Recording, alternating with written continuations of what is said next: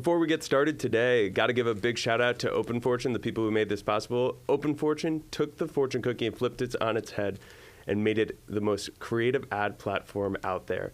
What they did, they took the fortune cookie and put ads on the back, reaching 99% of zip codes, 47,000 restaurants, and honestly, it's just fucking cool. And we can curse on the show because of the name of the title. So thanks, Open Fortune, for making this possible. Sweet. Hey, everybody, and welcome back to How the Fuck Did You Get That Job? Today, we have the multifaceted Erin Levzow in the house. Kicking off her academic pursuits, Erin bagged a BA in theater from Illinois State University, then switched gears with a master's in strategy and branding from Cornell's Johnson Graduate School of Management. Erin dove into the professional world at Caesars Entertainment, focusing on internet marketing. She later climbed the ranks as CMO for Marcus Hotels and Resorts and shifted to Del Taco as the VP of Marketing Technology. Now, she's making waves as the CMO of Museum of Ice Cream in Chicago. Outside of these roles, Erin heads up 414 Digital in Milwaukee and serves as an advisor for both the Internet Marketing Association and Built by Girls. So, Erin, how the fuck did you get that job? Well, you did a really great job of explaining it. So where do you want me to start? I think starting off at like your college decision process, it's a place I like to start with a lot of guests because it's one of those first, big decisions that you make as adult or a blooming adult. So why Illinois State? So when you're, a junior, senior, and you travel to schools to, visit them, I, in my head, was like, I'm going to be a famous actor. So let's go find, a private acting school, the best. I looked at NYU. I looked everywhere.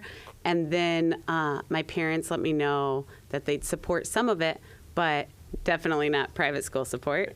And I realized, I'm going to be a poor actor. I can't afford all these student loans.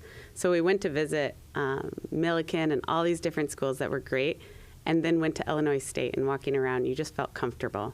And I remember touring the school, and someone goes, oh, you're going to love it there. There's one type of tree from everywhere in Illinois. And I went, that's not going to do it for me.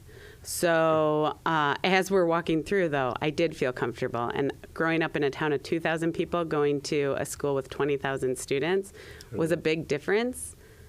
But it just was very welcoming and felt like somewhere I could grow and blossom. And the theater school was top notch. In fact, I recently went back and had lunch with Jane Lynch, who also graduated from there. And they just produce really incredible actors. And then, of course, we could pretend I'm still acting every day, but here we are in marketing. There we go. And got to give a big shout out to Illinois State. So bring me back also when you're younger, who's the famous actor or actresses that you're basing your game off?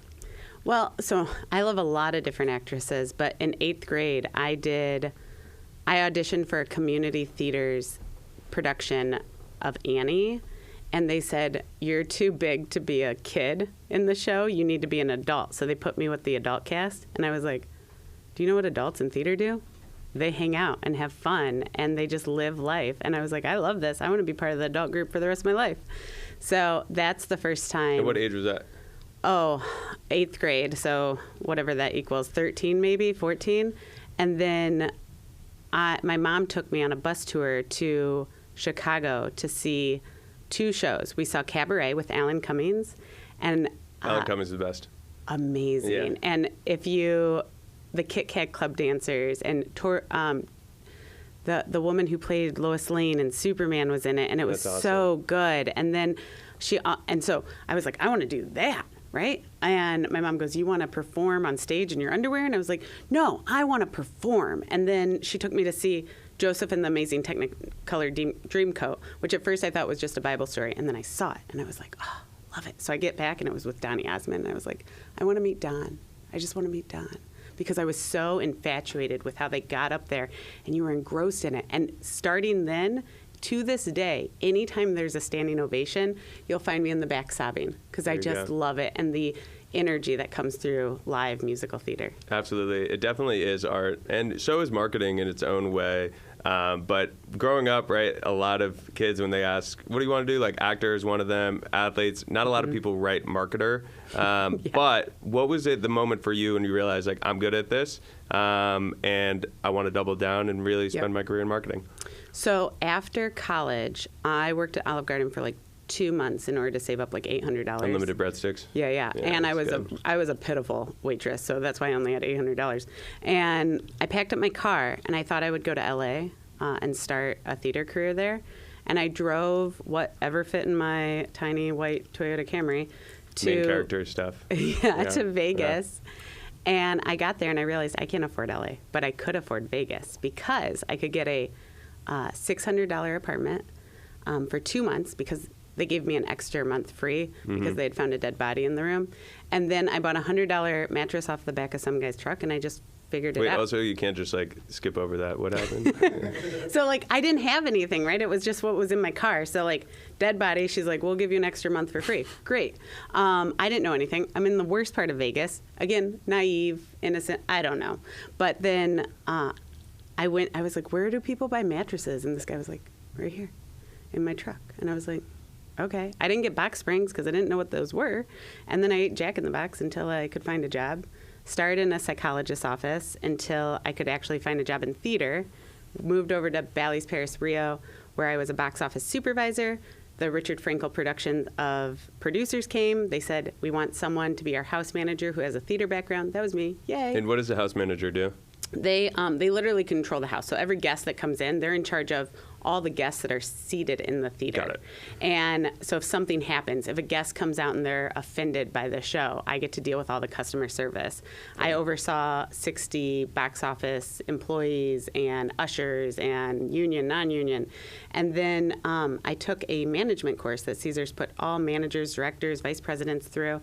And they said at the end of that 5-day intensive course, they said, you're a natural trainer. We want you to join the training team. And I was like, oh, I get to train people? Like, that sounds great. Let's do that. So I did that. 2008 hits, recession hits. You don't need trainers if you're not hiring people. So I lost my job. No fault of my own, but you still are unemployed.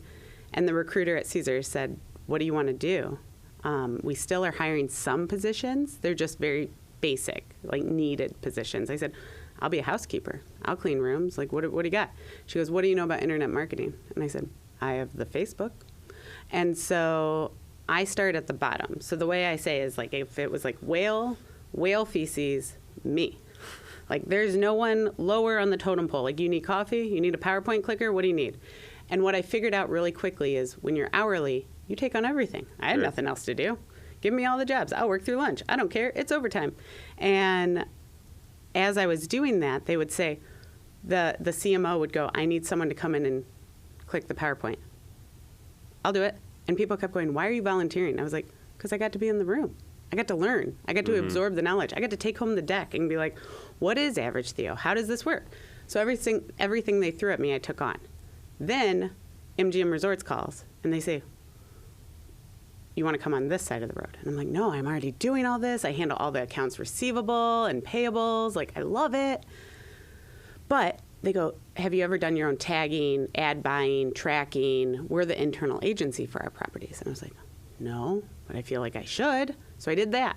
And did you know, sorry for interrupting, but did you know that at that point that like that was going to, because 2009, 2010 or whatever this year is, that like internet advertising was going to, and marketing was going to take off? Or were you just taking a bet? It was definitely a bet, and it was definitely like the redheaded stepchild, right? We were never as cool right then as traditional advertising. They'd be like, this is the traditional creative group.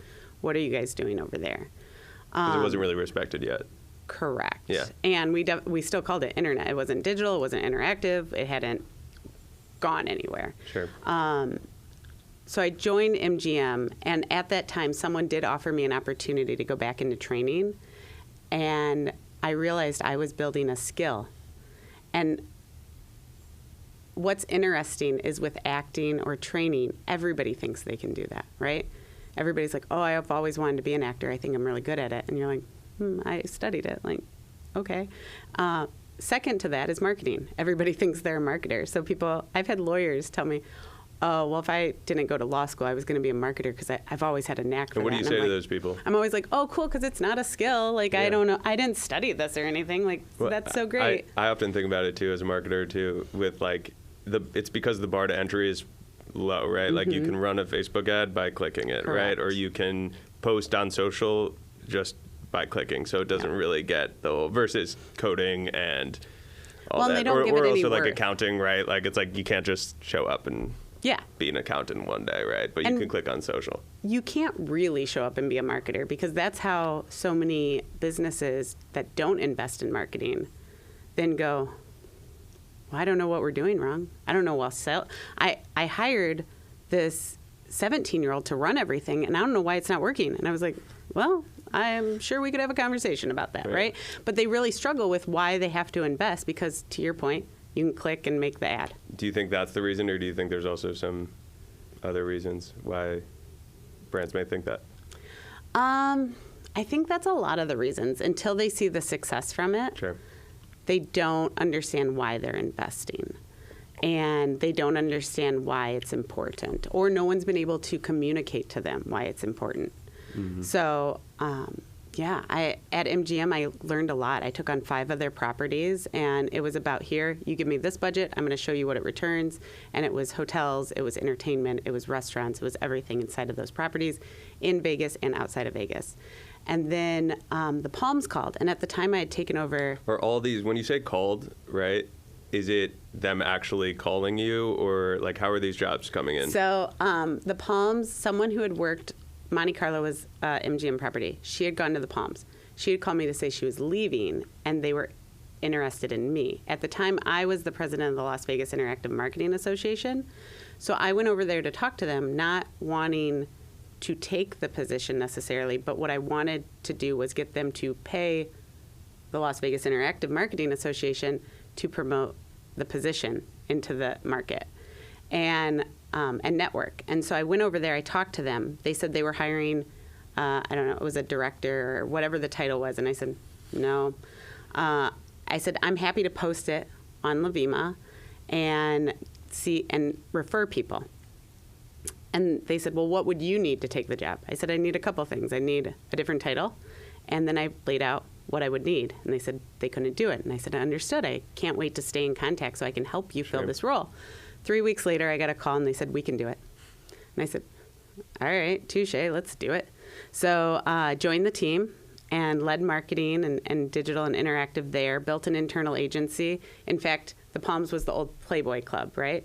So because we built the team so big, they had to carve a hole in my office to open into the back of Rain nightclub, which had all Playboy carpeting. So for the longest time, my whole carpet in my office was Playboy. There you go. And it was very. That's a how the fuck did you get there moment. Yeah, it was a very interesting lifestyle living in Vegas. Sure. And then I had 2 children at that point, and I realized there's nothing wrong with raising your kids in Vegas. However, the first time my daughter said, like, Mom, what's 69 Babes Direct to You? I was like, I think we're moving. I think that we have to move. That I fully understand that, because I remember going to Vegas for the first time. It was like March Madness 2020 or something, or like right before the pandemic, and I saw so many like families bring their like less than 5-year-olds like in strollers, and they're like, oh look, there's the fake Statue of Liberty, or like stuff like that. And like I understand Vegas has its appeal, right? But then you see all the they're Babe driving down the 6'9", street. whatever, Yeah. like everything, and it's like this is like there were so many babies there, and I was just so confused why you would like so go as interesting. it is interesting. So, and again, there's nothing wrong with it. Sure. But So that was the moment where you said you're moving, and I think we have to move. yeah. And so did you start looking for a job then? I started putting some feelers out. I thought maybe Midwest, and a recruiter called and asked me what I knew about Wingstop, and I said I don't eat wings, and I said, is it like Pizza Is Hut? that And they- exactly what you said on the I bag? did, 100%. I'm shockingly direct, and sometimes it allows me to put my foot in my mouth, and sometimes it goes really well. Great.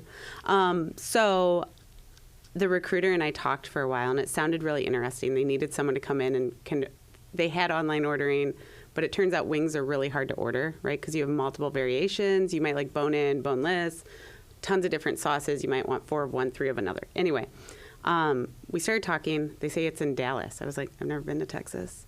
And they go, I think you'll like it. Why?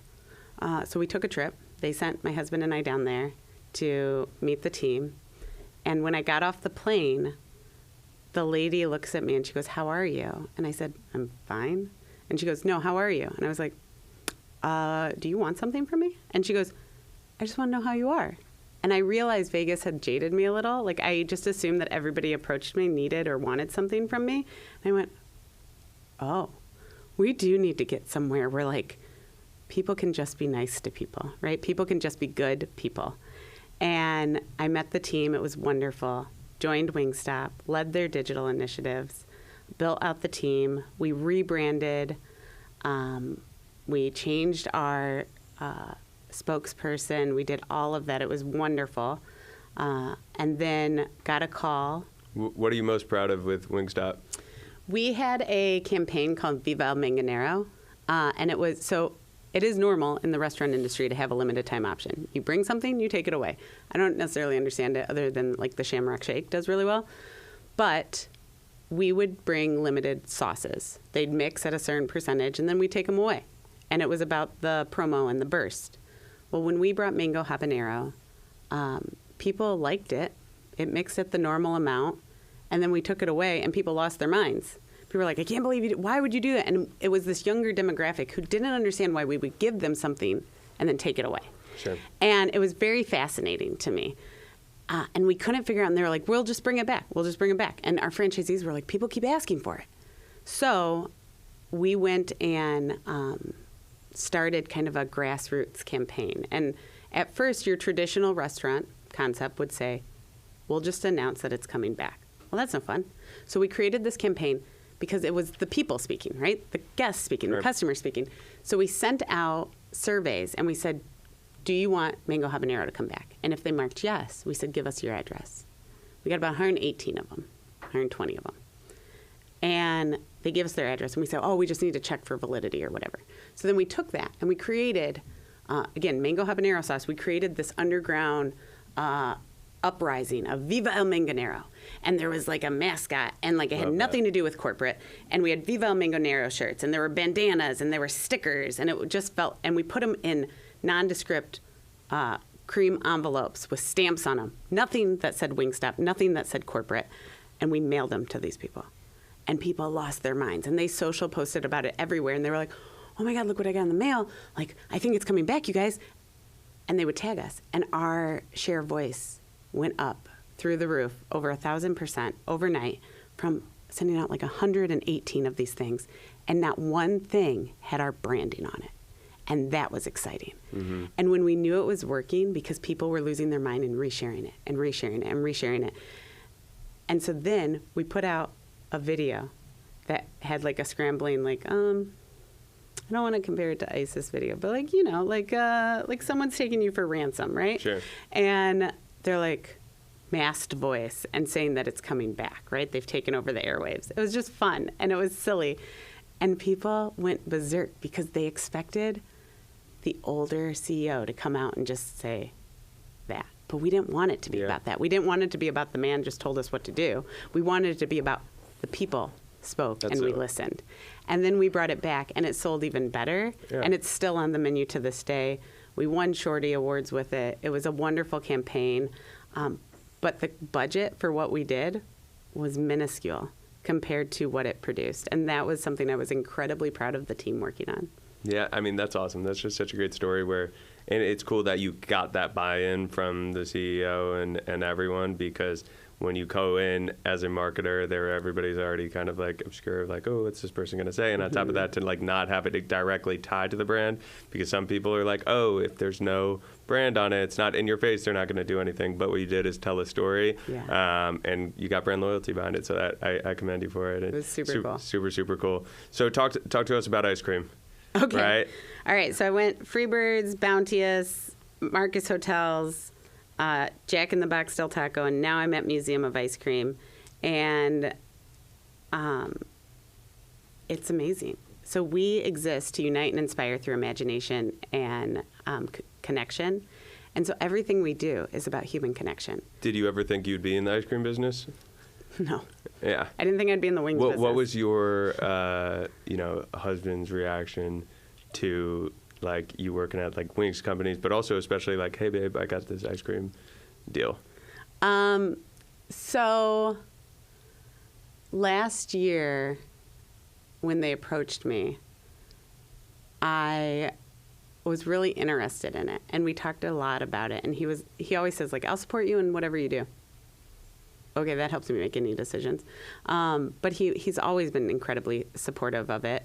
And in this case, we had a very traumatic accident happen in our lives about a year ago, where he fell and he coded 4 times and was in a paralyzed coma and had brain surgery and had a ton of other things happen. And the doctors kept telling me he would die. And so we lived through that for 3 months. And, well, he didn't. He was sleeping. But I lived through it for 3 months, and our family. And as we came out of that, as we emerged from this trauma, which he is doing great right now. He's unbelievable. He's a less than 1%er. It's a wonderful, wonderful story. That's amazing. I realized that I wanted to do something that brought joy to people, and it made it a no-brainer to join Museum of Ice Cream and Figure 8 Brands. And like I said, it was all about connection. And when kids meet other kids, they walk up to him on the playground. My son walks up to a kid and he's like, you want to swing? And he's like, yeah, I want to swing. He's like, you want to be best friends? He's like, yep. And I always think of the Step Brothers thing when he's like, you want to be best friends? And it's so simple. Yeah. It's so easy. Adults don't do that. We've become jaded by the world. We've become jaded by the people that want stuff from us. And we can't just play together. Mm-hmm. And what if we could? It just happens to be that the channel that brings us together is ice cream and having childlike play. And so that's what we want adults to do. We want them to come and play like kids again. Kids already know how to play like kids, but adults can play like kids. They can jump in sprinkles. They can play games. And then, of course, you get to eat unlimited ice cream and learn a little bit about ice cream. So it truly is. When I talk to people, they go, you sell ice cream? I was like, no, I don't. And they're like, you don't sell ice cream? I was like, I don't even make ice cream. We buy ice cream from lots of different companies and serve different types of ice cream. And they're like, well, what do you sell? And I'm like, joy. Yeah, I sell joy. It's true, and I'm so happy that your husband's okay. Thank you. And you guys are doing great right now. With ice cream, and there is that quote, right? We just unlearn things as we grow up, right? Mm-hmm. And we can learn a lot of things from kids. What was your ice cream? What's your ice cream moment, right? That brings you back. As a kid? Yeah. Oh, man. So when I was real young, and I would stay at my Aunt Sherry's house, and my Aunt Alicia was always there as well, she was the first one to let me watch Dirty Dancing, which I felt was, really risque. So, that was a moment in itself. And so when we'd watch it, because my parents weren't going to let me watch it, or I didn't think they would, we'd watch it at her house. And, we all love Patrick Swayze moment. And my Aunt Alicia would bring in, Dairy Queen blizzards.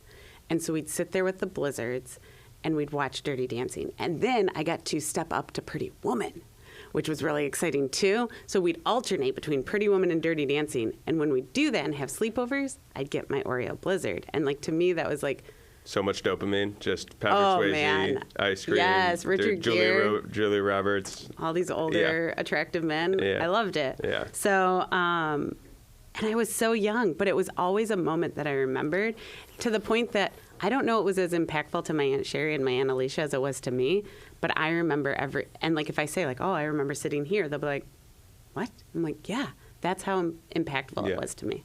So when Museum of Ice Cream calls, right, what are they looking for you to accomplish, right? What is success for you? It's bringing that joy to people. And so I always say that people either know the museum and they love it, or they have never heard of it. And so our big opportunity is to make sure people know where we are. And we have 4 permanent locations. We have Miami coming next year. We have more being announced. And what we know is that people keep coming and they keep having fun. And when they're there, it resonates, because that's why we have people coming back and going, hey, we want to host our holiday parties. We want to host our family gatherings. We want to host our weddings in Museum of Ice Cream. And to me, the first time I saw pictures of the wedding at Museum of Ice Cream, I went, that's when we know we're doing a good job. So What do they want me to do? They want to make sure that the world knows that we exist and that we're open, and we want them to come play with us. That's amazing. And talk to me a little bit about like your screen names or how you guys go by at the company, because I think it's hilarious. So when I was hired, they said, oh, you need an ice cream name. And I was like, okay. Not thinking like that's just for fun, right? Like we like put that on a plaque outside of our office or something. And they go, what do you want yours to be? And so mine is Swirls, and it's because I dance competitively and twirls, swirls. What kind of dance? Ballroom dance, so competitive Amazing. Ballroom dance, which is a lot of fun. Our whole family actually competitively ballroom dances. Very cool. With Fred Astaire, and we love it and travel around the country. But swirls like twirls. And then I have on my team, we have Ray Dips, we have Marshmallow, we have Peppermint, we have Sprinkles and Sundae, which helps because our entire design team is Lily, Lily, and Lily. So ice cream names really help.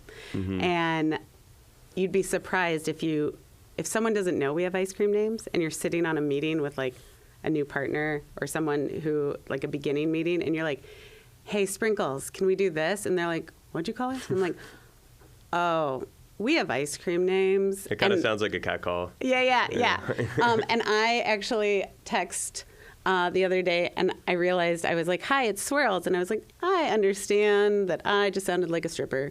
But no, that's my ice cream name. And sorry about that. No, that's super on brand and super cool that like you guys do that. What are you most proud of that like you've worked on at Museum of Ice Cream to date? Our National Ice Cream Day, incredibly proud of our teams that all came together. So National Ice Cream Day, we decided to, go big or go home. And we have locations in New York, Chicago, Austin, and Singapore. And so we thought, let's build 60-foot sprinkle pools in the middle of these cities and provide free playtime and free ice cream to people. And so over National Ice Cream Day, July 15th and 16th this year, we did just that. We built a pool in Singapore Plaza. We built a pool in Hudson Yards next to the Vessel. We built a pool in Pioneer Court on the Mag Mile in Chicago. And we had a big ice cream truck on South Congress in Austin. And we served free ice cream. And we marketed it. We said we wanted people to come out, and it was their opportunity to experience just a blip of what they would experience in our museums. And I will tell you that I was completely shocked when at Hudson Yards, there was a line that people waited in for 3+ hours to play in a sprinkle pool for a few minutes and get ice cream provided by Friendlies. And to me, that's when you know you have a moment. You've made a movement. And we served over hundreds of thousands of guests joy and play and ice cream over that weekend. We made pivotal moments, and we saw over 1 billion media impressions come from this, as well as influencer impressions.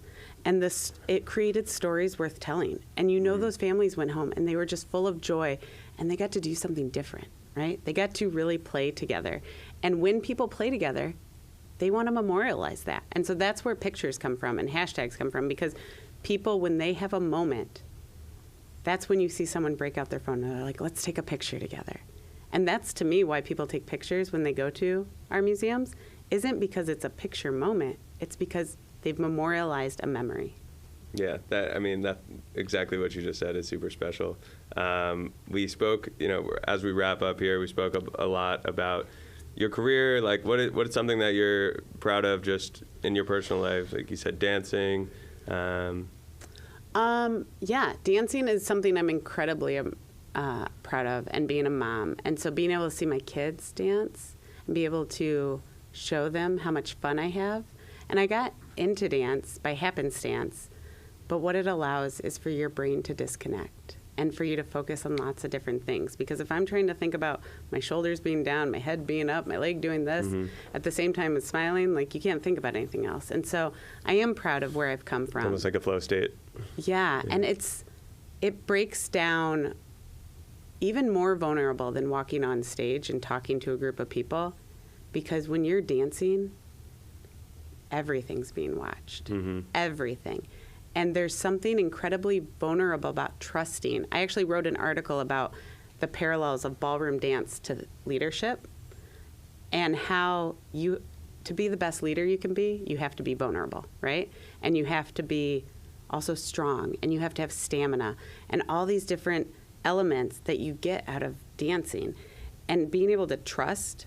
I'm not a good follower. I am actually a horrible follower. My dance teacher constantly stops and he goes, you want to follow? And I'm like, sorry, like, because I keep trying to lead. Do you dance as a lead or do you dance as a follower? Oh, I'm a follower. Yeah. I'm just a really bad one. And he will do things, and it also brings out the pure childlike joy in me. Totally. And that's what therapy also teaches me. Mm-hmm. And I think everybody should have a therapist. Retweet. But I think that, like, when I get dipped to the ground or when I do a death drop and, like, I'm just giggling as if I'm a little kid, that, to me, is the same moments that you have at the museum, is the same moments I get to experience in dance. So I am proud of that journey. It's not easy. There are many tears along the way because you're like, you want to be good. And it's like you said, you run marathons, right? Yeah. It's very challenging. And then I'm also proud of being a mom and watching my kids grow up. And mom guilt is real. And I will tell you, I have mom guilt all the time. But I'll tell you that my kids look to me, and I'm putting the best foot forward I can for them. And I know that they will be stronger and more efficient adults and happier adults because of what I'm teaching them now and what they're seeing me do. Absolutely. And keep teaching them those values. And I will say, when they tell their kids tell their fellow friends at school what their mom does, I'm sure that their friends do love it. My Yeah. kids, when they were real little, my daughter went to school, and the teacher called and she said, "What? Your daughter came to school and we were having pretend time, right?" And she goes, Sure. She was adamant that all moms make the money and all dads stay at home. And in Texas, that was jarring, apparently. And I said, "Oh, I do that. And my husband is a stay-at-home dad." And it was shocking for a lot of people. Absolutely. And they're seeing a very different world than what a lot of kids are growing up in. Yeah, and they got to watch Barbie. Yes, there you go. exactly. So, but before we start the quick question round, we got to give a big shout out to Open Fortune. Open Fortune is the company that came up with putting ads in fortune cookies, with the average human seeing anywhere from like 4,000 to 8,000 ads a day. These are ads that are actually memorable, fun. We can write the creatives, and never thought fortune cookie writer would be in my job title. But thanks, Open Fortune, for making this happen. So before we get started, let's crack open one of these and see if our fortunes align with what we spoke about on the pod. Do you want to go first? Sure. I'm starting to get mine out. Some people have to eat it before they... There's a lot. I'm not going to do that, though.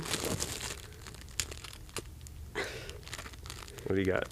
Your generosity will ripple out in ways you can't imagine.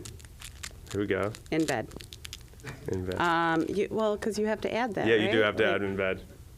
I mean, that seems right. You'll be surprised by the happiness your small act of giving will bring. There In we go. bed. In airy. Very nice. Do you have a fortune cookie moment? Do you like fortune cookies? I love fortune cookies. What's one moment that sticks out to you? It's a horribly embarrassing story because when I was like in high school, everybody knows the adding in bed to it, right? And we were sitting in a Chinese restaurant in small town where like everybody knows everyone. And I read my fortune and my dad goes, "In bed." And I went, "No, you don't get to say that." But it was hysterical because like he was just like adding to it too. And I was like, no, I think this is where we draw the line. Yeah, so 100%. That is a dad joke though. Yes. Sweet. I got some rapid fires. First thing that comes to mind. We'll hit it. Person you'd most want to sit down to dinner with, dead or alive? Probably Robert Downey Jr. Favorite city in the world? New York. Is it okay to sleep with socks on? No. Wrong, but okay. Favorite romantic comedy? Dirty Dancing. Favorite spot to eat in New York City? I don't know. There's this Russian restaurant we just went to, and I can't remember the name of it. You could do So Milwaukee if you want. good. Okay, Milwaukee. I love at St. Kate, the Arts Hotel, there's a restaurant behind a bookshelf called The Dark Room. Very cool. Favorite Illinois State grad? Gary Cole, Sean Patrick Hayes, or Jane Lynch. In 40 years, what will people be nostalgic for? In 40 years, that seems so far away. Probably the Barbie movie. Yeah. One thing people don't understand about working in the ice cream business is? How much work it takes to really, truly build an experience that's focused on human connection. That's bars. What's the worst advice you've ever been given? To wait my turn and to wait until they call my name. In one sentence, how do you sum up the internet? It is a dichotomy of good, bad, and ugly, and the goal is to use it for good. I love that one. Who's somebody you think should hop on this podcast? Oh, man. I would say, I was just talking to her, Katie, the owner of Tap On at the SMS company. She is incredibly impressive to talk to. Very good. Would love to have her on. Favorite ice cream flavor? Cookie dough, but only because I like to eat the giant cookie dough bites out of it. So if it's like small cookie dough bites, then I skip to like a mint chocolate chip. There you go. And in 10 years, where can we catch you? God, I don't know where I was last year. 10 years from now, hopefully I'm retired, even though I'm not that old, or running a company or living on a yacht or an island. There's lots of places. We'll see. One of the following. Yeah. There we go. Well, I hope to see you in one of those in 10 years. Awesome. Thank you, Erin. Thank you.